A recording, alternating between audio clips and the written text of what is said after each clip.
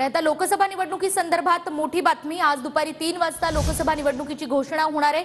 अवघ्या काही तासांमध्ये लोकसभा निवडणुकीचं बिगुल वाजणार आहे। आज दुपारी 3 वाजता निवडणूक आयोगाची पत्रकार परिषद आहे आणि त्यामुळे दुपारपासून आज आचारसंहिता लागणार आहे। या संदर्भात अधिक जाणून घेऊयात आपले प्रतिनिधी संदीप राजगोळकर यांच्याकडून। संदीप,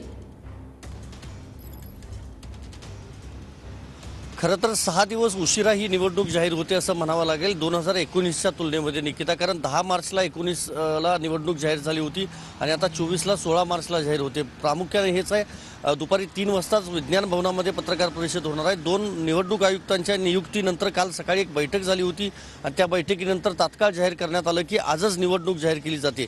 महत्त्वाचं हेच आहे की 543 जागांवर आता ही निवडणूक होणार आहे। राजकीय परिस्थिती देशभरातली पाहिली तर सत्ताधारी आणि विरोधक हे आमने सामने आलेले आहेत। अनेक मुद्दे प्रचारामध्ये असणार आहेत। मात्र यावेळेला निवडणूक आयोग काही नवीन अटी नियम लावतं का हे बघावं लागणार आहे। पण आपल्याला सूत्रांकडून जी माहिती मिळते त्यानुसार फक्त 1 महिन्याचा वेळ मिळणार आहे राजकीय पक्षांना, म्हणजे अर्ज दाखल करण्यापासून प्रचार करण्यासाठीचा जो वेळ आहे तो फक्त 30 ते 32 दिवसांचा असणार आहे। कारण मेच्या शेवटच्या आठवड्यापर्यंत निकाल लावणं हे अपेक्षित आहे आणि जवळपास 6 ते 7 टप्प्यांमध्ये महाराष्ट्रामध्ये देशभरामध्ये मतदानाची जी प्रक्रिया आहे ती केली जाऊ शकते।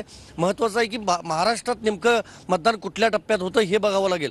सुरक्षेचा विचार केला तर 3 लाखांपेक्षा जास्त सुरक्षा जवान हे संपूर्ण देशभरात तैनात असणार आहेत। संवेदनशील अतिसंवेदनशील भागामध्ये तैनात असणार आहेत। मतदानाची टक्केवारी वाढवण्यासाठी देखील प्रयत्न जोरदार केले जाणार आहेत। आणि महाराष्ट्राचा विचार केला तर आज निवडणूक जरी निकिता जाहीर होणार असली तरी अजूनही फॉर्म्युला जो आहे महाविकास आघाडीचा असेल महायुतीचा असेल अजूनही निश्चित झालेला नाही। फक्त भाजपकडून यादी आतापर्यंत जाहीर करण्यात आलेला आहे। देशभरातला विचार केला 264 नावं भाजपकडनं आणि काँग्रेसकडनं 84 उमेदवारांची फक्त नावं जाहीर करण्यात आली आहेत। त्यामुळे इथून पुढचे दिवस सगळे राजकीय पक्षांसाठी महत्त्वाचे आहे। त्या असणार सगळ्या विषयी सविस्तर जाणून घेत राहू तुमच्याकडून। संदीप, तुर्तास धन्यवाद।